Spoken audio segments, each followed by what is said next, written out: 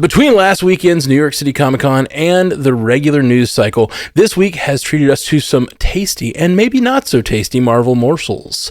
The most substantial news impacting the MCU was the official March 4th, 2025 release date for Daredevil. Born Again, just a few months away, on Disney Plus, and per an exclusive with Collider, the Russos confirmed Avengers Doomsday will begin filming next spring. Elsewhere, while speaking on the Rich Roll podcast, Tom Holland chimed in with his excitement after having read the script for his upcoming fourth Spider-Man film, saying that there were still things for the writers to figure out and work on, but that it is a real movie worthy of the fans' respect. And by the way, when I read this first, a real movie sounded like an insult, but the way he says it in the clip does not sound that way. It's like a real movie worthy of the fans' respect. It's all one phrase, just to be clear.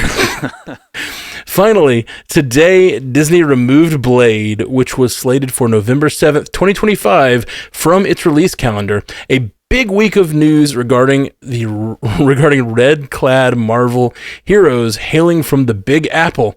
Anything we can sink our teeth into? Yeah, I mean, we knew the Blade thing was going to happen. There was no way it was going to make that release date. And this movie and this production is it's going to be studied someday as a case study in just when films go wrong. I mean, we remember clear as day when they brought Mahershala Ali on stage. They gave him the Blade hat. It was like the big reveal at the end of that panel. People were going crazy. And he took on this interesting kind of new role of a character. He was the one who pitched it to Feige. He had the Oscars behind him. You know, he was at the height of his powers in Hollywood, and with that came a certain degree of creative control that apparently has not been great for the production of the movie. There's seemingly, again, a lot of it's rumors and hearsay, but seemingly there just isn't a shared vision here between Mahershala Ali, between Kevin Feige. We've seen directors come and go. We've seen production start and then stop, and release dates get pushed around. And I don't know if we're getting this movie. I think we will eventually. I don't think it's dead. I mean, I think Feige really wants it, and I think Mahershala Ali really wants it. I mean, he's made that known that this is a character that he really wants to play and has always wanted to play, and was very excited to get into the mix on. But again, you know, he's got Jurassic World coming up. He's got other things, and the MCU as a whole has just taken us in a lot of different directions over the last few years. And so to see it all, we're going to see it all converge again with Avengers. And will we see Blade before then? I don't think so. I don't think there's room on the calendar for it. So then you have to start asking, all right, well then where does he fit, right? Like, where does this character fit in the grand scheme of things? If we're doing a multiversal war and we're bringing in Doctor Doom and we've got all this type of stuff, is there still an appetite for a Blade film, or have we missed our window? And it's a really interesting conversation, I think, here as to like what's happening behind the scenes, what could still happen. And again, I don't think it's necessarily doom and gloom when you look at it and you say, well, it's been removed from the calendar, because we ultimately always knew that was going to happen. There was not going to be enough time to shoot this movie between now and when it was potentially supposed to release. So we knew that was on the horizon. But still, it frames it into reference as to like how troubled this production has been. And we're coming up on years and years since Mahershala Ali was brought in as Blade. And man, I don't know. I think we're looking probably post Avengers for this film if we're going to see it at all, which is sad on some level, but still is just it's one of those things that like until we can get people into the same room and get a shared vision together, it may not happen. It reminds me that the Blade mishap of it all also connects to something else that Tom Holland said in the interview, which was issues with getting the Spider-Man 4 made because the bigger things that are going on in the MCU, and I'm assuming he's talking about Doomsday and Secret Wars, like the bigger things going on are going to make it really tough for them to fit their movie in at the right time. And it sounds like they're either trying to get it in before those movies or in between those movies, as has been discussed. He was saying how difficult that is. And it does make me wonder about the Blade movie. Like, they kind of hung their entire kind of horror dark MCU stuff on this Blade movie by connecting it to Dane Whitman. And then also we all kind of thought maybe we'd see some Werewolf by Night connection in there.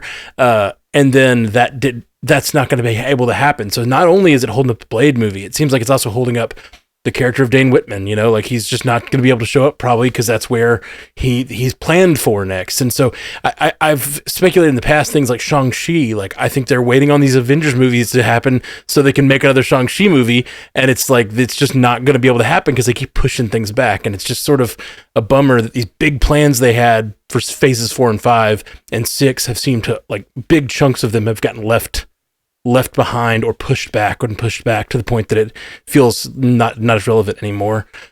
So yeah, I'm excited that they're really talking of Spider-Man 4, but it does concern me because he is talking about how like they've got some things to work out in the script and we have to hit a very specific window. And he was talking like it's doable, but it's like tight. And so like if they don't, I'm scared they're going to rush the Spider-Man 4. And I think they would rush Spider-Man 4 because that's a movie that Sony wants to make. They need to hold on to the rights, all kinds of other things. So does kind of concern me for Spider-Man 4. Well, it should also be said, too, that Tom Holland, I mean, talking about creative control of the lead actor, Tom Holland's in that position now, too. He has finished his contract. He had a 6-movie contract with Sony and Marvel. He's done. So he does not have to come back for another movie if he does not want to. And he knows that. Sony knows that. Marvel knows that. So when they pitch a movie to him, if he doesn't like it, he has the power to be like, change this, this, and this, or I'm not doing it. And I think I'm not saying it's going to be Blade, but I think Tom Holland has that power now, and that is going to be a conversation that's going to be a part of it going forward. Absolutely. I'll start by addressing the devil in the kitchen, the one thing that hasn't been touched on so far. And I can't help but think, like, as we're talking about all of these adjustments and delays and kind of pivots, ever since we started the show, like, I think we started a couple months after Quantum Mania came out, and it's really felt like Marvel has kind of been in a very much of a adjustment phase, kind of figuring things out behind the scenes. So thinking about Daredevil, that's one of the projects that's had one of the biggest overhauls. So we talked about it on this show. Like they had a whole 20, 21, 22 episode show planned and were actively in production on it. And it came to a screeching halt and they said, hey, this isn't working. Let's pivot. Let's figure this out. So I think this is really going to be, we're going to get Brave New World before that. And with that in mind, looking at this release window of March 5th, it's kind of the perfect time to release it. It's sandwiched right in between Brave New World and the Thunderbolts there.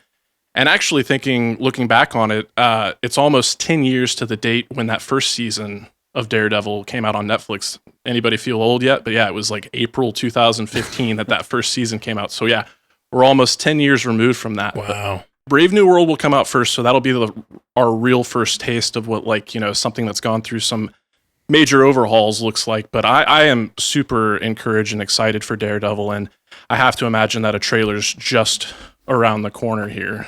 So yeah, as soon as this episode drops, that's exactly what'll happen. Right.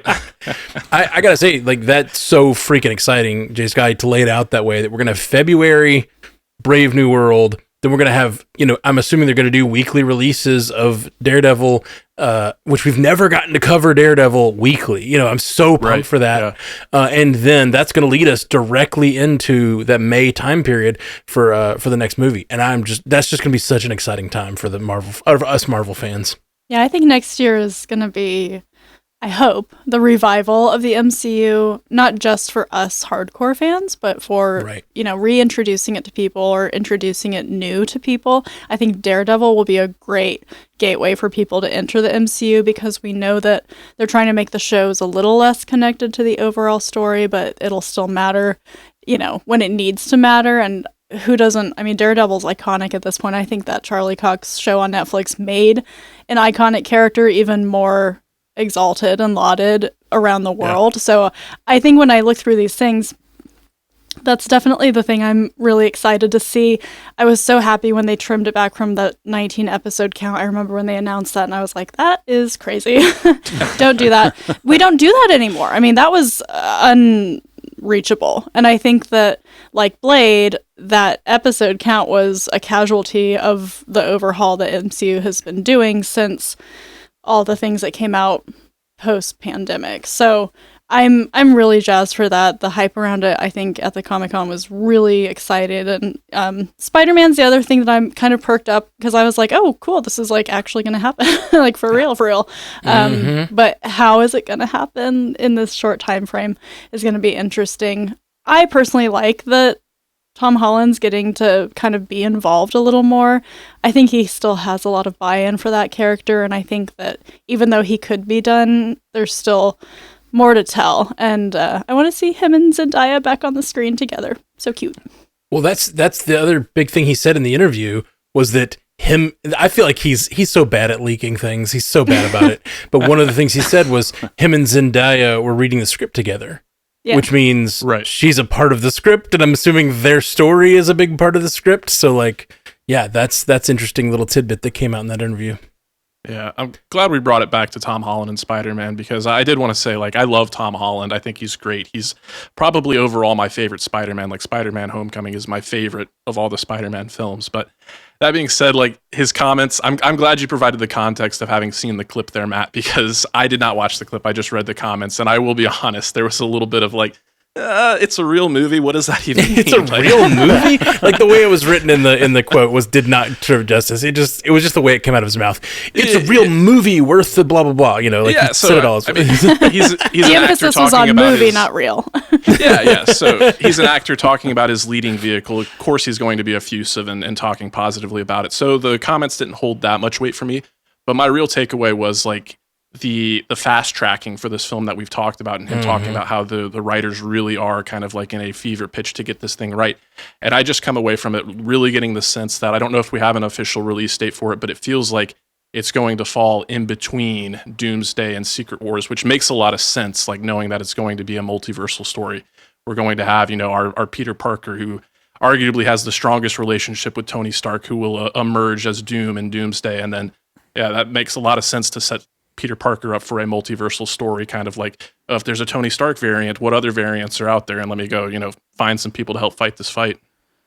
Well, I think his comments highlight something we've talked about for over a year at this point, which is that making Spider-Man 4 is a challenge because you do have a lot of parties that you have to satisfy. You've got a whole Marvel universe. He was left in a place where nobody in the Marvel universe knows who he is.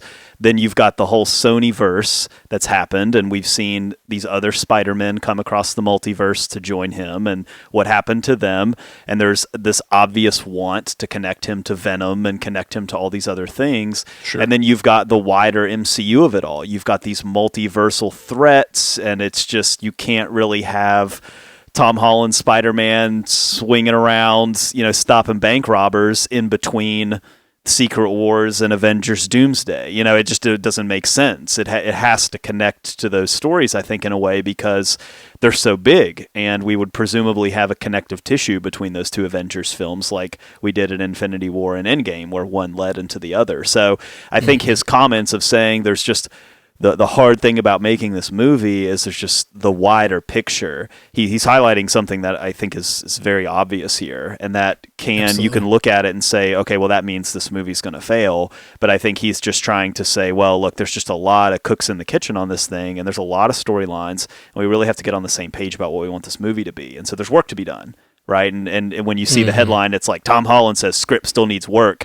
I don't think he's dogging on it. I think he's just pointing out the obvious, which is, how do we do this? Do it right. Make something that works for the character, still satisfies all parties, keeps dad happy in one room and dad happy in the other room, Sony and Marvel, and everybody's happy. Right. And how do we just move this thing forward with a story that makes sense, though? It doesn't just feel like a third Avengers film or whatever. So there's a lot at play here. But I will say, just to give him some credit, he did mention that also he did keep the Downey coming back as Doom thing secret. He knew about that before we knew, and he did not leak that. So you got to give Tom Holland a little bit of credit. They locked him in a dark room, and you can't convince me otherwise. I think he said he intentionally avoided doing press just so there wouldn't be a possibility of that happening. I think the direct quote was like, "I can't believe I kept it secret," or something like that. Like he was just a surprise. In a way, they've left, like, yes, all those things you said are true, Jay, but by making it so that nobody knows who Peter Parker is. They have left themselves some room to play there, I think, to plug him in. I think the important thing with Spider-Man is you always have to keep the heart of the story, because that's what Spider-Man's thing is. And so to me, that would be harder now with the multiverse stuff than it was before, when everybody knew who he was. So it's interesting. Speaking of, I always talk about Marvel and about Daredevil particularly made me think about She-Hulk, and that reminded me, Megan Lakowski, I think, posted it in the Stranded Panda chat this week.